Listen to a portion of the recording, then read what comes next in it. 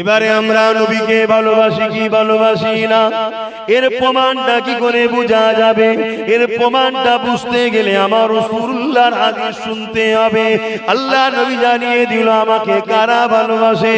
নবী জানিয়ে দিলেন মান আহাব্বা সুন্নতি, যারা আমার সুন্নাতকে ভালোবাসে, ফাকাদ আহাব্বানি, তারা আমি রাসূলুল্লাহ আমাকে ভালোবাসলো। আর আমাকে যারা ভালোবাসে কানা মাই ফিল জান্নাত, তারা আমি রাসূলুল্লাহ আমার সঙ্গে জান্নাতে যাবে। এ যুবকেরা, তরুণেরা, রাসূলুল্লাহ সুন্নাত কোনটা? নবী যেটা করেছে ওটাই হলো নবীর সুন্নাত। নামাজ ফরজ আল্লাহ পাক করেছে, কিন্তু নবী পাক নামাজ আদায় করেছে, এটাও রাসূলুল্লাহ সুন্নাত। আমাকে আপনাকে নামাজ পড়তে হবে, কিন্তু মনে রাখবে নামাজ হলো ব্যক্তি জীবনের আমল। আমি আপনি নামাজ পড়েছি, এটা আমার কল্যাণ আপনার কল্যাণ। যে নামাজ পড়েন তার কোনো উপকার হবে? জোরে বলুন। যে নামাজ পড়েনি আমি পড়েছি, ও না পড়ার জন্য আমার কোনো ক্ষতি হবে না। এটা ব্যক্তিগত আমল। শুনছেন তো নাকি? আজ বুঝবেন না, আবার সমালোচনা হবে।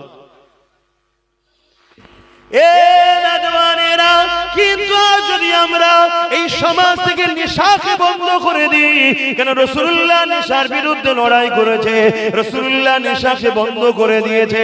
আমার রাসূলুল্লাহ এলান করে দিল, এ মানুষেরা শুনে রেখে দাও, মদ হারাম হয়ে গেছে, শরাব হারাম হয়ে গেছে। সাহাবা হুজুররা বলতে লেগেছে, ওই দিন দেখা যায় মক্কা মদিনার ট্রেনগুলো দিয়ে পানির মতো করে মদের স্রোত যেতে লেগেছে। তার মানে তারা সেদিন থেকে ছেড়ে দিতে লাগলো। এ যুবকেরা, তরুণেরা, আজ উম্মতে মুহাম্মাদি দাবি করি, আমার রাসূলুল্লাহর মিশন ছিল এই সমাজকে মদ মুক্ত করতে হবে। আজ কোটি কোটি টাকার মদ ব্যাপারী যারা রয়েছে, তারা ইসলামের বিরোধী করতে লেগেছে। কেননা ইসলাম যদি প্রতিষ্ঠিত হয়, ইসলাম যদি আরো বাড়ে, ইসলামের যদি প্রচার থাকে, ইসলাম মদের বিরুদ্ধে, ইসলাম নেশার বিরুদ্ধে, এই জন্য তারা ইসলামের বিরোধী করতে লেগেছে। কিন্তু ইসলাম মদের বিরোধী কেন করেছে? মদ যদি আপনি খান, শরাব যদি আপনি খান, আপনার কিডনি নষ্ট হবে, আপনার লিভার নষ্ট হবে। এই মদের কারণে দেখা যাচ্ছে সমাজে ক্রাইম বেশি হচ্ছে। 100টা যদি ক্রাইম হয়, 80 থেকে 85টা হলো মদের কারণে। 100টা যদি অ্যাক্সিডেন্ট হয়, 80 থেকে 85টা মদের কারণে। 100টা নারীর সংসার যদি তালাক দিবস পড়ে যায়, সংসারে যদি অশান্তি হয়, এর জন্য 80-85টা মদের কারণ। এ যুবকেরা, মদের কারণে সমাজ আজকে ধ্বংস হয়ে যাচ্ছে। উম্মতে মুহাম্মাদি, তোমার আমার দায়িত্ব হলো এই সমাজকে মদ মুক্ত করতে হবে। এই মদের কারণেতে আজ আমাদের কলকাতা তিলোত্তমা বোনটা আজ রেপ শুধু হয়েছে তা নয়, তাকে কি মর্মান্তিক ভাবে হত্যা করা হয়েছে, আজও তার বিচার হলো না। এ যুবকেরা, তরুণেরা, বাবেরা, এই মদকে বন্ধ করা উম্মতে মুহাম্মাদি তোমার আমার দায়িত্ব। দাঁড়িয়ে রাখা যেমন রাসূলুল্লাহ সুন্নাত রাখো, কিন্তু মনে রাখবে দাড়ি রাখার থেকেও অনেক বড় সুন্নাত হলো মদ মুক্ত করার জন্য লড়াই করা।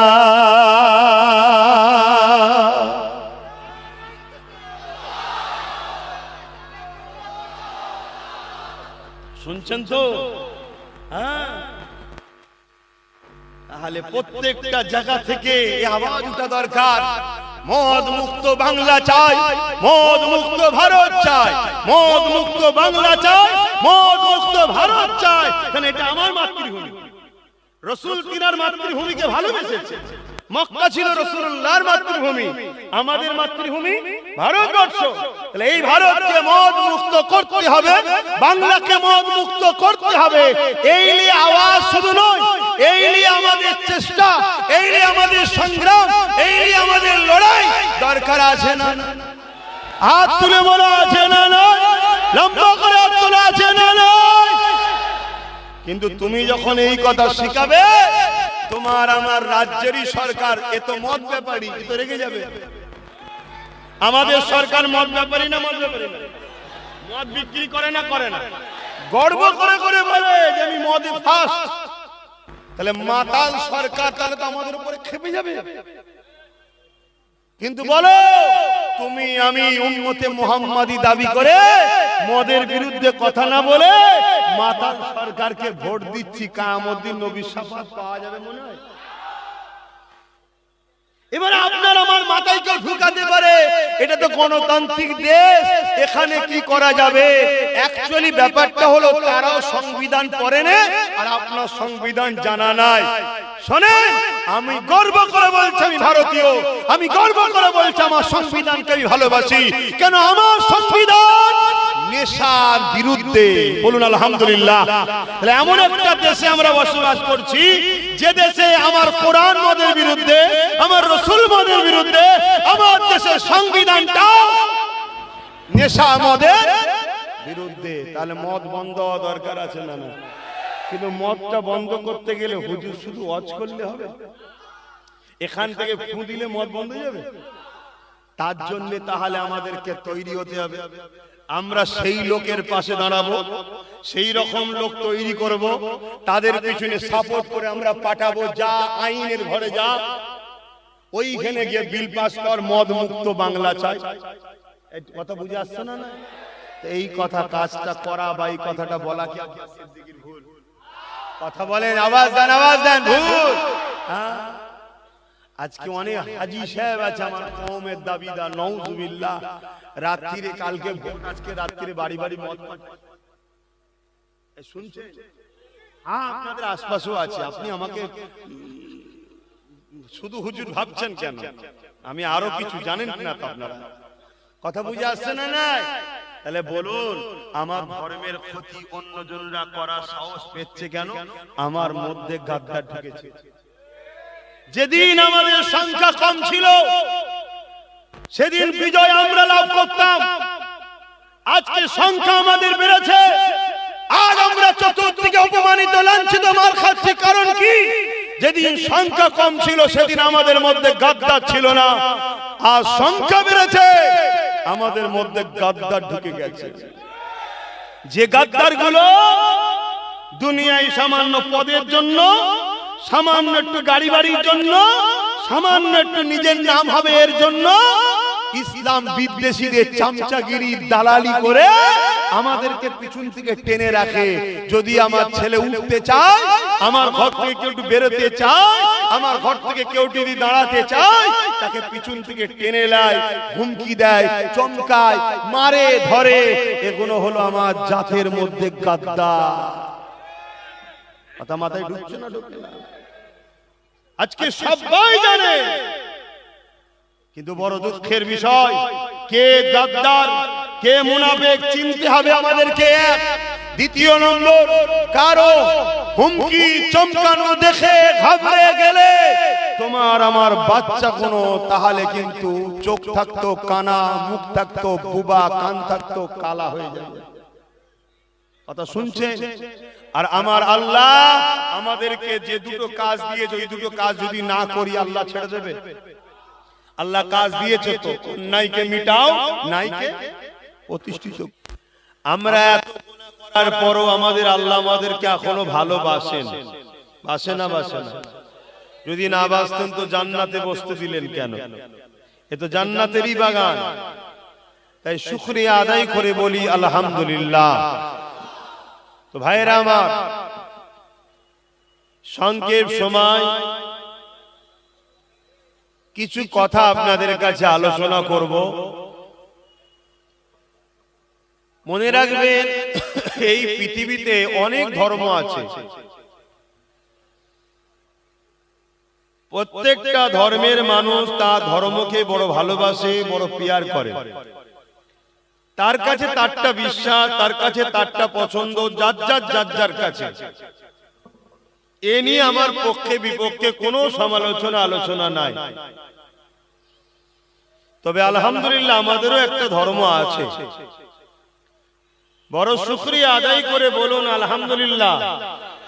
কেন? আমাদের ধর্মের নাম হলো ইসলাম, যেটা সালাম থেকে এসেছে। ইসলাম যার মানে, অর্ডের মানে হলো শান্তি। ব্যাপক অর্থ পরে বলছি, যেটা ইন্না দীনা ইনদাল্লাহিল ইসলাম, মহান স্রষ্টাও বলছে আমার কাছে একমাত্র পছন্দনীয় মনোনীত ধর্ম হলো ইসলাম। জোরে বলুন সুবহানাল্লাহ। সেই ধর্ম আল্লাহ আমাদের মিলিয়েছে, আমরা কি খুশনসিব নয়? বলুন বলুন, বড় সৌভাগ্যবান আমরা, সেই ধর্মের অনুসারী আমরা। কিন্তু দুঃখের সাথে বলতে হয়,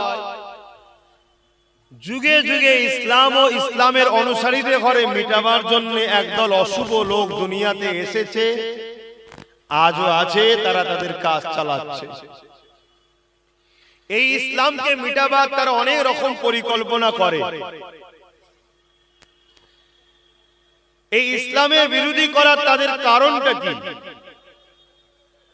আমরা কখনো কারো ধর্মের বিরুদ্ধে সমালোচনা করি না, করার ইজাজত ইসলাম দেয় না। কিন্তু আমেরিকা বলুন, ফ্রান্স বলুন, ব্রিটেন বলুন, জাপান বলুন, পুরো দুনিয়া ইসলামের সমালোচনা বিরোধী করছে এক শ্রেণীর মানুষ। সেই হাওয়া আজকে আমার ভারতবর্ষও ঢুকেছে এবং আমার বাংলাতেও এই কালচার এসেছে। একদল মানুষ প্রকাশ্য কলিকাতার রাজপথে দাঁড়িয়ে প্রশাসনের মওজুদির অবস্থায় তারা মিডিয়ার সামনে বলছে ইসলাম মুক্ত ভারত চাই, ইসলাম মুক্ত বাংলা চাই। অথচ এই বাংলাতে মুসলমানের সংখ্যা ইসলামের মান্যওয়ালা 3.5 কোটির উপরে, এবং দেশের সংবিধান আমাদেরকে রাইট দিয়েছে যে যা ধর্ম করবে, কারো ধর্মের উপরে কারো বিরোধী করার অধিকার নাই। কেউ যদি বলে আমি কোনো ধর্ম করবো না, তাকেও সংবিধান রাইট দিয়েছে। কেউ যদি হঠাৎ করে বলে এই খুঁটিটাকেই আমি ধর্মগুরু বলে মানবো, ধর্ম দেশ বলছে, তাও করতে পারিস। সেই দেশের মুখে প্রকাশ্য একদল অশুভ শক্তি আমার বাংলাতেও কলকাতার মুখে জায়গায় দাঁড়িয়ে থেকে বলছে ইসলামকে মিটিয়ে দিতে হবে,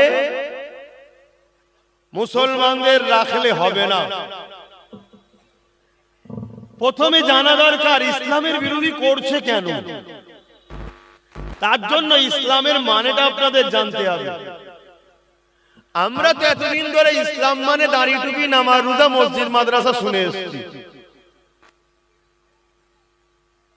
কিন্তু হাকিকাত শুধু এইটুকুর নাম ইসলাম নয়, এটাও ইসলাম, কিন্তু এইটুকুর নাম ইসলাম নয়। ইসলাম তো মানবতার নাম, ইসলাম তো সভ্যতার নাম। এই পৃথিবীকে সভ্যতা শিখিয়েছে কে? 1500 বছর আগের ইতিহাস হলো। এই পৃথিবীর মানুষগুলো সভ্যতা কি জিনিস জানতো না, মানবতা কি জিনিস জানতো না, সম্প্রীতি কি জিনিস জানতো না, মানববন্ধন কি জিনিস জানতো না, নারী পুরুষ কেন বানিয়েছে জানতো না, কিভাবে মায়ের পেটে সন্তান তৈরি হয় জানতো না। এই পৃথিবী না ম্যাথমেটিক্স জানতো, না দর্শন জানতো, না সায়েন্স জানতো, কোনো কিছুই জানতো না। এই পৃথিবীকে এলেমের দরজা, জ্ঞানের দরজা, সভ্যতার দরজা, মানবতার দরজা, ইনসানিয়াতের দরজা আমিনা লাল মোহাম্মদ রসুল খুলেছে, অর্থাৎ ইসলাম দিয়েছে। জোরে বলুন সুবহানাল্লাহ, আর আওয়াজ দিয়ে বলুন সুবহানাল্লাহ। গল্প বলছি না, গল্প বলছি না, হাকিকাত বলছি। 1500 বছর আগে বাপ নিজের মেয়েকে জ্যান্ত পুততো। 1500 বছর আগে বাজারে আলু পটলের মতো গরিবের মেয়ে কিনা বেচা হতো। 1500 বছর আগে গরিবের ঘরে ছেলেদের কোমরে গলায় রশি দিয়ে, বেল দিয়ে, শিকল দিয়ে বাজারে নিলামে তোলা হতো। 1500 বছর আগে ছেলে বাপকে হত্যা করত, ছেলে মায়ের শারীরিক নির্যাতন করত। 1500 বছর আগে পৃথিবীর জালিম হুকুমত যারা ক্ষমতায় ছিল, তারা মানুষকে শোষণ করত, তারা ক্ষমতার জোরে মানুষের প্রভু হয়ে বসেছিল। আমিনা লাল তো এসে এই পৃথিবীর অসহায়, দুঃখী, লাঞ্ছিত, বঞ্চিত, গরিব, এতিম, বিধবা, নারী, পুরুষ সবাইকে তো বাঁচার অধিকার স্বাধীনতা দিয়েছে, জোরে বলুন সুবহানাল্লাহ। ইসলামের উপরে রাগ কাদের প্রথম শুনুন, কেন ইসলাম দাসত্ব প্রথার বিরুদ্ধে, ইসলাম নারী ভোগের জিনিস যদি কেউ বলে তার বিরুদ্ধে, ইসলাম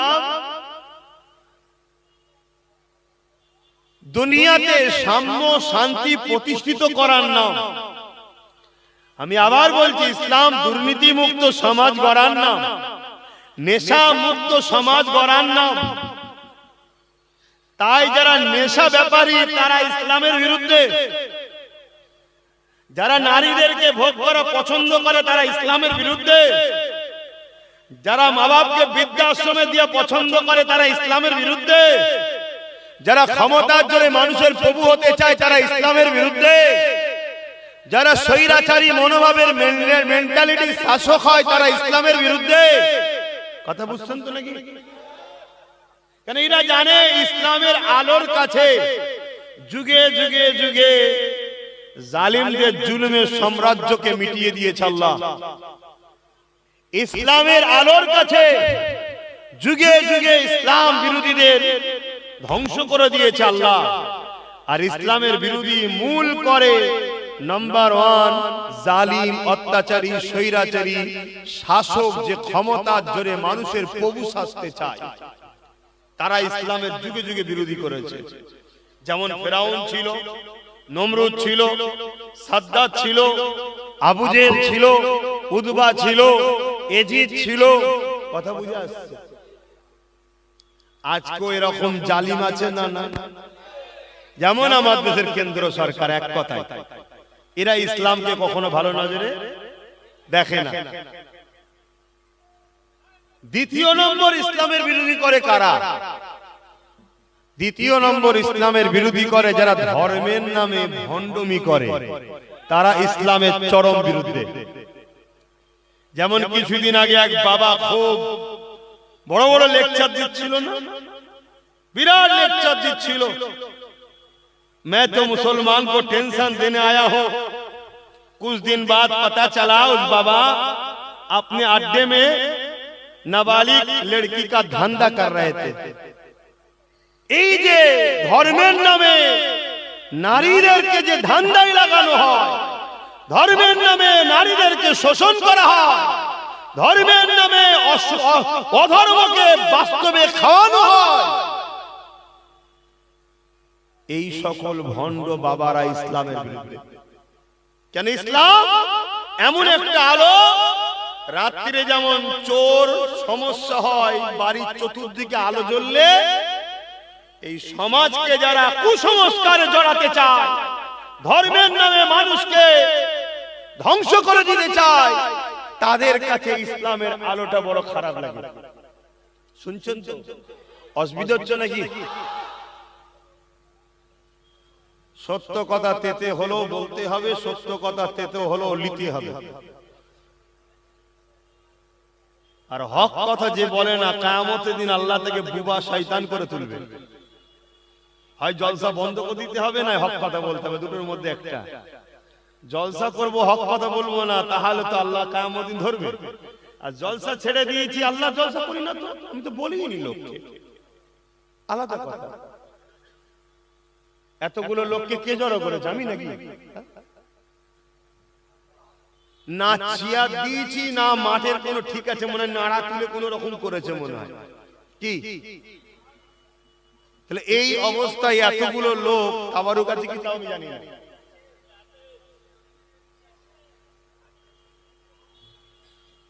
এতগুলো লোক কাজ কাম ছেড়ে দিয়ে এই সন্ধ্যার সময় চা খেয়ে এদিক ওদিক একটু হই হই করে, সব ছেড়ে দিয়ে জড়ো হয়েছে। এটা কি আমার কৃতিত্ব? এটা আল্লাহ পাকের দয়া। আবার কাউকে ভয় দেখিয়ে আনা হয়নি, উপরন্ত এলে হয়তো অনেক ভয় আছে।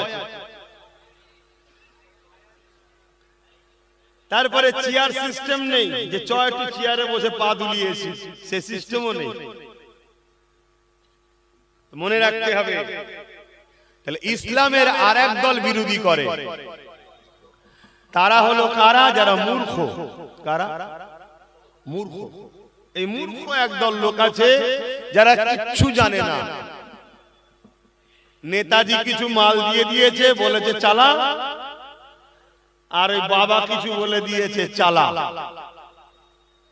ও বোয়াল কি একটা বলদ গরু না কি বললো না, ঠেলে নিয়ে যায়, ষাট টাইপের, ওরকম ঠেলেই নিয়ে যাচ্ছে। একটু তুলে দেখ কোথায় মারছে ধাক্কাটা, ও দেখার সময় নেই।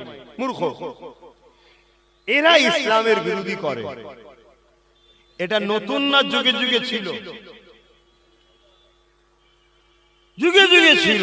মনে রাখবেন, ইসলামের বিরুদ্ধে যারা লেগেছে আমার আল্লাহ তাদের সঙ্গে দুই ধরনের ফয়সালা করেছে। হয় নমরুদ, ফিরাউন, সাদ্দাত, আবু জেহেল, এজিদের মতো আল্লাহ মিটিয়ে দিয়েছে নাম নিশানা দিয়ে, জাহান্নামের কুকুর বানিয়ে জাহান্নামে ঢুকিয়ে দিয়েছে। আর নচেত আল্লাহ তাকেই ইসলামের খাদেম বানিয়ে দিয়েছে। জোরে বলুন সুবহানাল্লাহ। আবু জেহেল ও ইসলামের বিরুদ্ধে ছিল, ওমরও ইসলামের বিরুদ্ধে ছিল।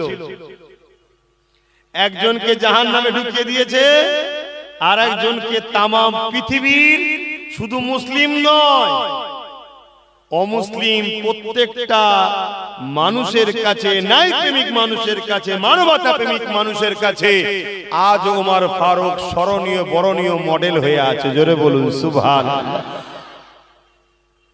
ইসলামের বিরুদ্ধে ছিল, আছে, থাকবে।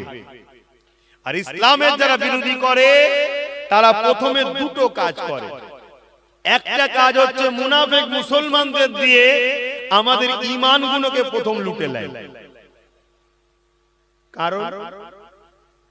কারণ কি?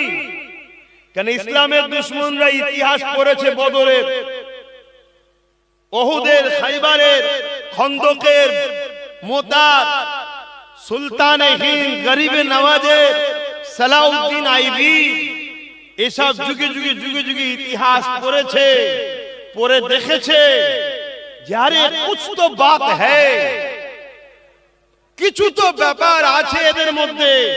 এদের সংখ্যা কম, এদের পদ নাই, পাওয়ার নাই, এরপরও খেতে পায় না, ছিঁড়া ফাটা জামা থাকে, কিন্তু যখনই আমেনার লালের কথা আসে এদের মধ্যে কোথা থেকে একটা জোশ ও জুনুন এসে যায়।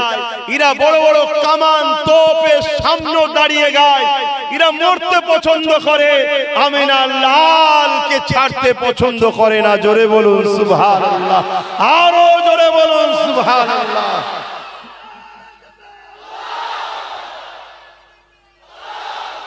কোন পাওয়ারে এরা জেতে? তারা রিসার্চ করে দেখেছে এদের হৃদয়ে একটা পাওয়ার আছে, যে পাওয়ারটা পারমাণবিক বোমা থেকেও ক্ষমতাশালী, যার নাম হলো ঈমান। জোরে বলুন সুবহানাল্লাহ। তাই প্রথমে ইসলাম বিদ্বেষীরা মুনাফিকদের দ্বারা আমাদের ঈমানকে প্রথম লোটে। আমার রাসূলের শান, মর্যাদা, মর্তবা খাটো যদি কেউ করে তার ঈমান থাকবে না। এটা একটা চক্রান্ত একটা। দ্বিতীয় নম্বর, অনেক লোক আছে আমাদের মধ্যে থেকে যারা রাসূলুল্লাহর বিরুদ্ধে বললে শুনবে না, তাই মুনাফিকদের দ্বারা আরেকটা কাজ ইসলামের দুশমনরা করে কি, আমার কওমের ছেলেকে ওই ওই কাজের দিকে নিয়ে যায় যে কাজে আল্লাহ ও রাসূল নারাজ হয়। ঈমানটা থাকবে কিন্তু আল্লাহ রাসূল নারাজ হয়। যেমন খেলা মেলা, যাত্রা, ফাংশন, গান, নাচ, সুদ, ঘুষ। কথা বুঝা? কেন?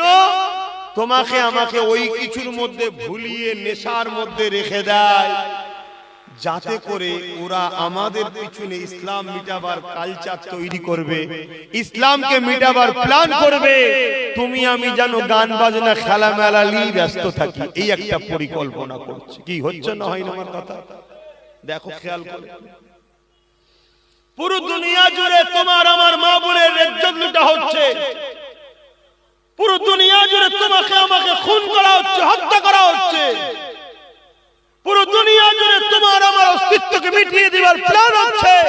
আর তোমার আমার ঘরের যুবকগুলো দেখো, হয় মদের আড্ডায়, নাই মেলাতে, নাই ফাংশনে, না হয় বেঈমান জালিম নেতাদের মুখের দিকে তাকিয়ে পাঠিয়ে অফিসে, না হয় চায়ের দোকানে। বড় দুনিয়াদার হয়ে আমরা এই দিকে ব্যস্ত হয়ে বসে আছি। এটা বড় প্ল্যান মাফিক আমাদেরকে এই জায়গায় নিয়ে যাওয়া হচ্ছে। এর কারণ একটাই, এ জাতি যদি জেগে যায়, আচ্ছা আচ্ছা ফেরাউনের রাতের ঘুম হারাম হয়ে যাবে।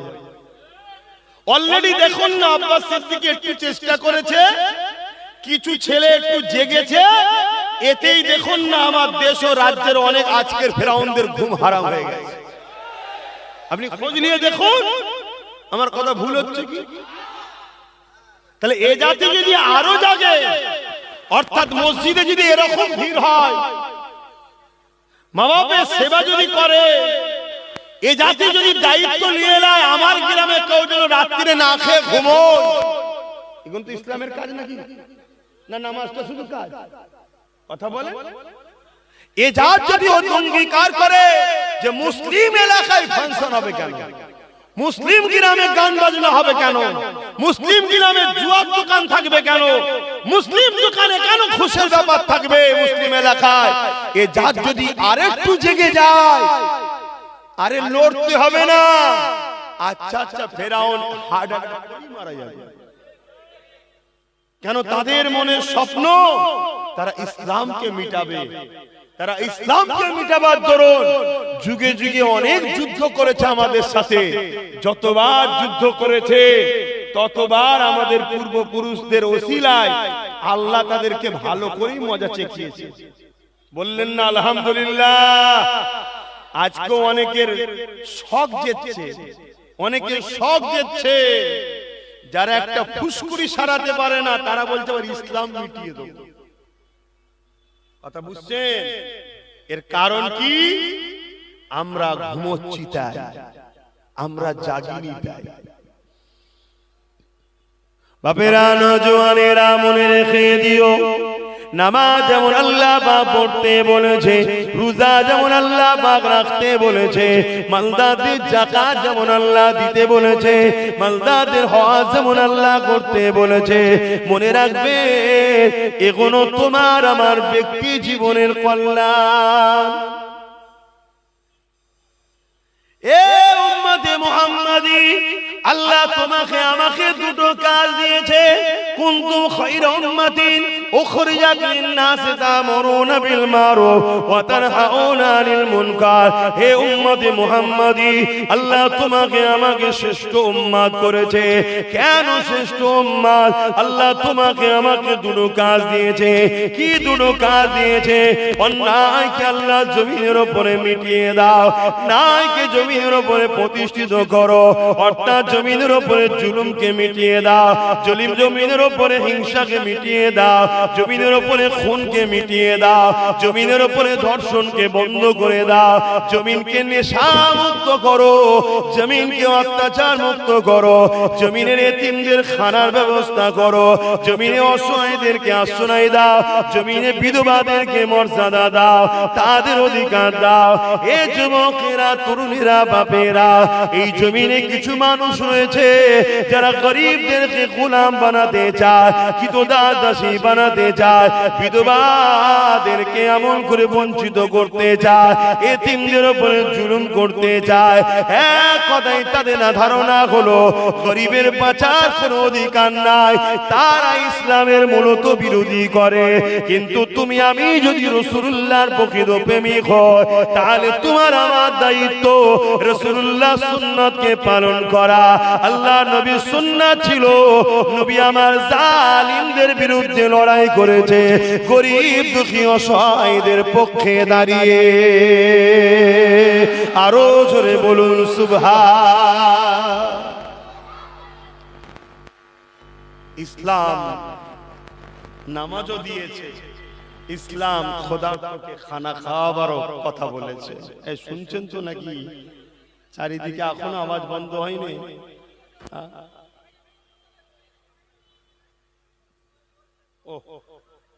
মানুষের ভিড়ে গরম হয়ে যাচ্ছে। শুনছেন তো? ওই মুসলমানটা ততদিন পর্যন্ত ইমানদার হতে পারবে না যতদিন পর্যন্ত সে সবকিছু থেকে রসুলকে বেশি না, জোরে বলুন, মুসলমান আলাদা জিনিস আর ইমানদার মুসলমান আলাদা জিনিস। আমার কথাগুলো মন দিয়ে একটু শুনবেন। এসেছেন যখন কষ্ট করে, আর 1.5 ঘন্টা আমাকে সময় দেন, তাও অতক্ষণ মনে হবে না। শুনছেন? তাহলে মুসলমান সবাই যখনই কোনো বাচ্চা জন্মগ্রহণ করে ফিতরাতের দিক দিয়ে মুসলমান হয়েই আসে। যারা উলামা ভাই আছে তারা ভালোভাবে জানে, এটা শুনে রাখেন। আজকে প্রত্যেকটা শিশু যখন জন্ম হয় ফিতরাতের দিক দিয়ে মুসলমান হয়ে জন্ম হয়। মুসলমান তো সবাই, কিন্তু মুসলমানের মধ্যে 3টে কোয়ালিটিতে ভাগ হয়ে যায়। 1 নম্বর মুসলমান ইমানদার মুমিন মুসলমান। দ্বিতীয় কোয়ালিটি মুনাফিক মুসলমান। তৃতীয় গায়ের মুসলমান। মুসলমান সবাই, শুনছেন তো নাকি? মুমিন মুসলমানকে, যে মুসলমান দুনিয়ায় এসে এই অন্তরে একটা স্ট্যাম্প লাগায়, ওই স্ট্যাম্পটা কি? লা ইলাহা ইল্লাল্লাহ মুহাম্মাদুর রাসূলুল্লাহ, আল্লাহ के सिवा दूसरा कोई माबूद ही नहीं, अल्लाह के सिवा दूसरा कोई माबूद ही नहीं। একমাত্র মালিক মাবুদ হলেন একজন আল্লাহ, এটা এখান থেকে বিশ্বাস করে নিবা। দ্বিতীয় নম্বর হলো মুহাম্মদ রাসূলুল্লাহকে রাসূল জেনে জানের থেকে বেশি ভালোবেসে আদবের সঙ্গে এখান থেকে মেনে নেওয়া। এই স্ট্যাম্পটা যে লাগায় সে জান্নাতে যাবার ভিসা পেল।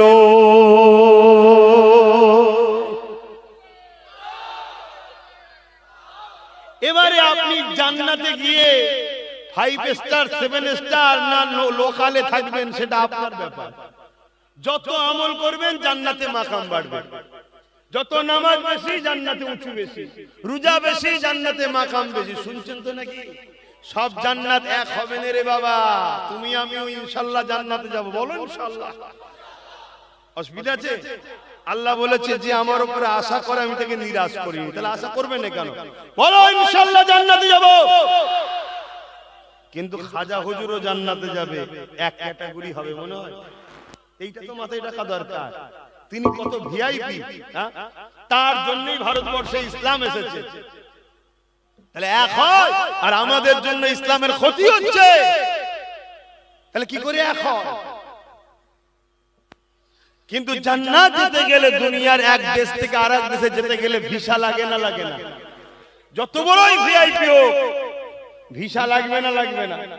এই মানুষটা হলো পাসপোর্ট, দুনিয়াটা হলো ভিসা অফিস।